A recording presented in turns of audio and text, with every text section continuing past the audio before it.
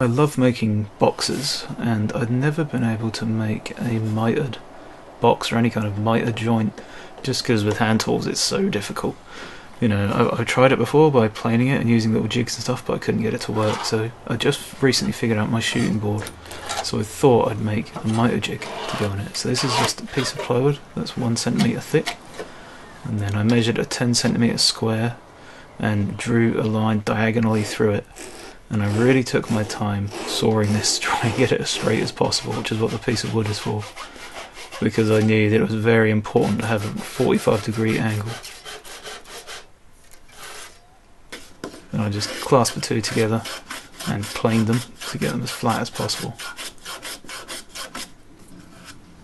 Then I cut another piece of wood that was 14 centimeters by 15 centimeters, and on the shorter length I knew I was going to have to cut a mitre. This piece was to go on top of the two 45-degree pieces, so it needs a mitre there in order to be flat with the bottom of the board.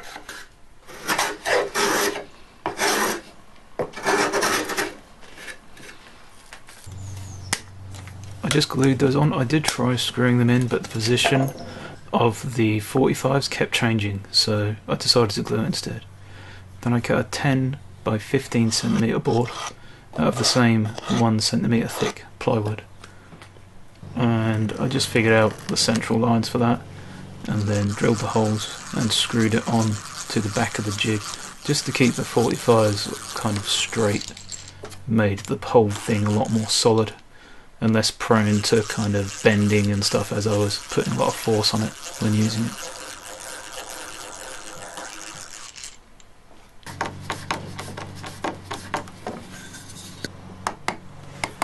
I just put the screws part way in and then tapped them with the screwdriver, just to give me an indication of where the holes should be, where the pilot holes should be, and then work those out with the drill, and then I just screwed them in with the screwdriver.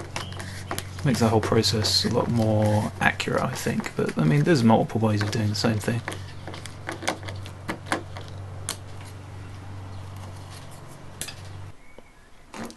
Then I just wanted to cut out a thin strip, so just a 1 centimetre thick strip that was 14 centimetres long to go down the side of the top board.